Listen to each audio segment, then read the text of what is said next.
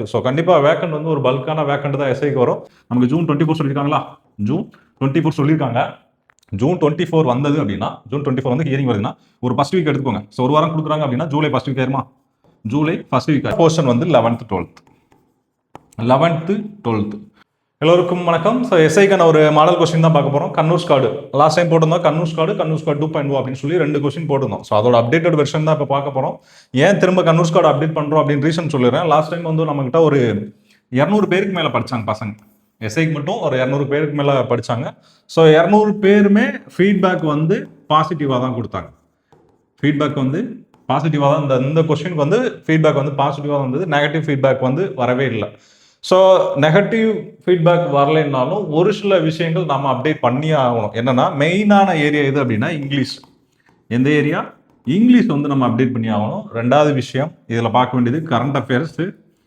அதுக்கப்புறம் முக்கியமான போர்ஷன் வந்து 11th 12th. ஸோ இந்த ஏரியாவை தான் இந்த கண்ணூர் ஸ்காடில் வந்து அப்டேட் பண்ணியிருக்கோம். ஸோ அதெல்லாம் கம்பைன் பண்ணி தான் என்ன போட்டிருக்கோம், கண்ணூர் ஸ்காடு அப்டேட்டட் வெர்ஷன் அப்படின்னு சொல்லி போட்டிருக்கோம். ஸோ இதுக்கான மாடல் கொஸ்டின் தான் பார்க்க போகிறோம். இங்கிலீஷ் வந்து full and full school book மட்டும்தான். வந்து கவர் பண்ணியிருக்கோம். வேறு எதுவுமே அடிஷ்னலாக கவர் பண்ணல.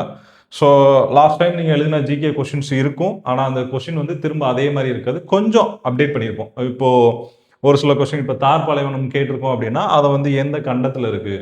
ஸோ அந்த மாதிரி கொஞ்சம் சின்ன சின்ன அப்டேட் வந்து இந்த கொஸ்டினில் வந்து பண்ணியிருக்கோம். ரெண்டாவது நீங்கள் தெரிஞ்சுக்க வேண்டிய விஷயம், இந்த வருஷம் நோட்டிஃபிகேஷன் வருமா அப்படின்னு தெரிஞ்சுக்கோங்க. சப்போஸ் நோட்டிஃபிகேஷன் வருமா வராதுன்ற கேள்விக்கு நான் ஒரு ஆன்சர் சொல்கிறேன். நீங்களே வந்து டிசைட் பண்ணிக்கோங்க. என்னன்னா இப்போ தமிழ்நாடு அரசாங்கம் என்ன பண்ணியிருக்காங்க, சிங்கப்பன் அதிரடிப்படை அப்படின்னு ஒன்று கொண்டு வந்திருக்காங்களா. நெக்ஸ்ட் என்ன கொண்டு வந்திருக்காங்க, போதைப் பொருள்.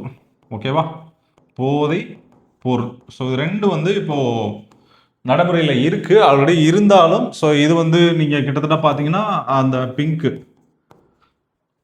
பேட்ரோல் மாதிரி தான். ஸோ போதைப் பொருள் வந்து ஆல்ரெடி இருந்தது தான். ஸோ இருந்தாலும் டிஸ்ட்ரிக்ட் ஒரு ஏடிஎஸ்பி இருப்பார்.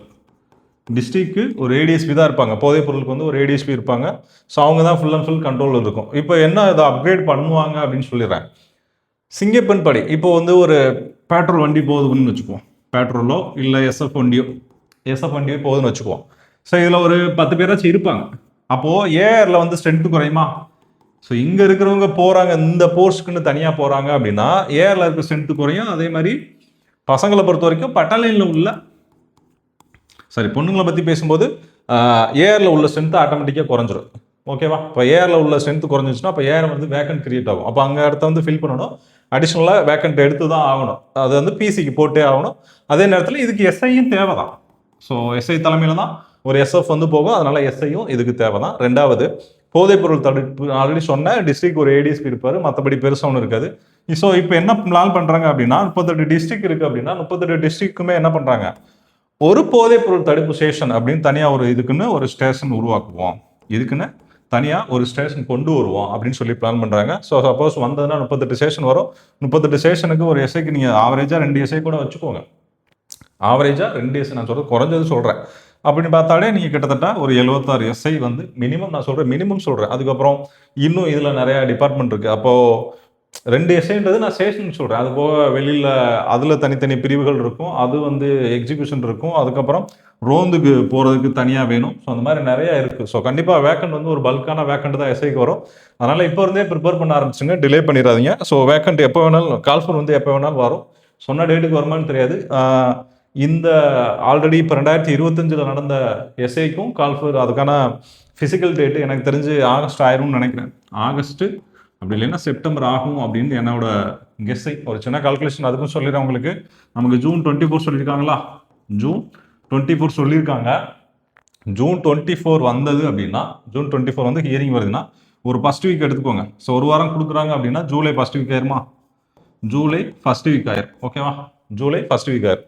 ஜூலை ஃபர்ஸ்ட் வீக்கில் ஜட்ஜ்மெண்ட் வந்துருச்சு அப்படின்னா டிபார்ட்மெண்ட் என்ன பண்ணுவாங்க, கிரவுண்டுக்கு பெர்மிஷன் கேட்கணும். கிரவுண்டுக்கு பெர்மிஷன் லெட்டர் அனுப்புவாங்க. ஒரு 10 days எடுத்துக்கோங்க. அப்ரூவல் ஆனதுக்கப்புறம் நமக்கு கால் லெட்டர் வரணும். அப்ரூவல் ஆனதுக்கப்புறம் இது கடையில் நமக்கு ரிசல்ட் போட்டுருவாங்கன்னு வச்சுக்கோங்க. ரிசல்ட் போட்டு நமக்கு அப்ரூவல் ஆச்சு அப்படின்னா கிரவுண்டு வந்து நம்ம பெர்மிஷன் கிடச்சதுன்னா அங்கிட்ட ஒரு 15 நாள் இதுக்கு வச்சுக்கோங்க, கால் லெட்டர் ரிசீவ் பண்ணுறதுக்கு.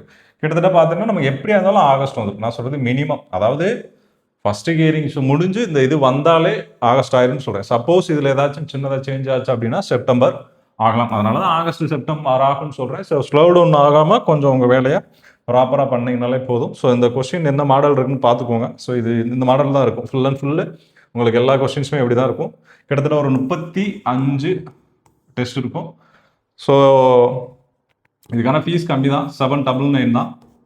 ஆல்ரெடி நீங்கள் டெஸ்ட் பேட்ச் ஜாயின் பண்ணியிருந்தீங்க அப்படின்னா, எஸ்ஏயில் இருந்திருந்தீங்க அப்படின்னா உங்களுக்கு 199 தான். சப்போஸ் பிசியில் இருந்தீங்க அப்படின்னா 299. ஸோ நீங்கள் ஓல்டு ஸ்டூடெண்டாக இருந்தீங்கன்னா ஃபர்தராக ஏதாச்சும் டீட்டெயில்ஸ் வேணால் கால் பண்ணிக்கோங்க. ஸோ இதுதான் கொஸ்டின். ஸோ கரண்ட் அஃபேர்ஸ் வந்து சேஞ்ச் பண்ணியிருக்கோம். கரண்ட் அஃபேர்ஸ் வந்து சேஞ்ச் பண்ணியிருக்கோம்.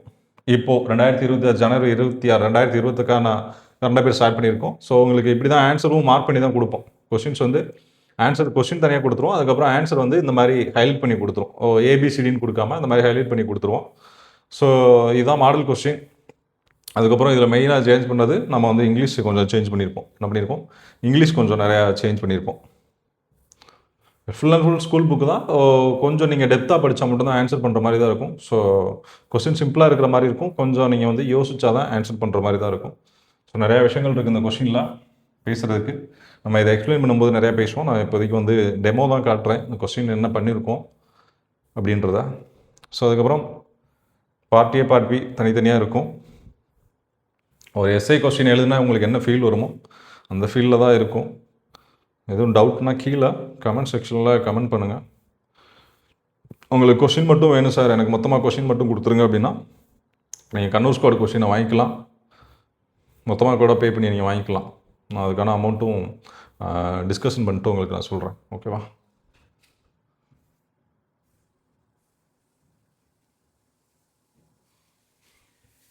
ஸோ ஃபுல்லாக இது வந்து ஃபஸ்ட்டும் கரண்ட் அஃபேர்ஸ் இருக்கும், லாஸ்ட்டும் முக்கியமான கரண்ட் அஃபேர்ஸ் மட்டும் கொடுத்துருப்போம்.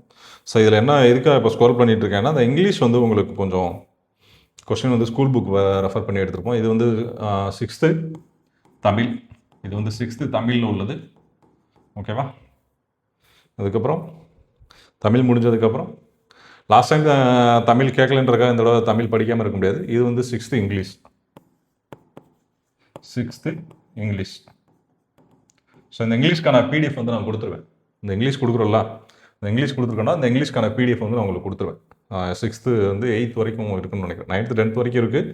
நான் உங்களுக்கு இந்த பிடிஎஃப் வந்து கொடுத்துருவேன். ஓகேவா? ஸோ அதனால் கொஞ்சம் ப்ரிப்பரேஷன் வந்து ஹெவியாக ஸ்டார்ட் பண்ணுங்கள். ஸ்லோ டவுன் பண்ணிடாதீங்க. ஏன்னா நமக்கு டைம் இருக்காது. எக்ஸாம் வந்ததுக்கப்புறம் பார்த்துக்கலான்னு பார்த்தோம் அப்படின்னா டைம் இருக்காது. அதே மாதிரி ஃபிசிக்கல் பண்ணுறவங்க கொஞ்சம் ஹெவியாக பண்ணுங்கள். கொஞ்சம் இன்ஜுரி ஆகாமல் பார்த்துக்கோங்க. ஆல்ரெடி எல்லா ஈவெண்ட் பண்ணிங்கன்னா கொஞ்சம் கிராஜுவலாக பண்ணுங்கள். ஸ்லோ டவுன் ஆகுங்க. டேட் வந்ததுக்கப்புறம் கொஞ்சம் ஹெவியாக பண்ணிக்கலாம். ஓகேவா?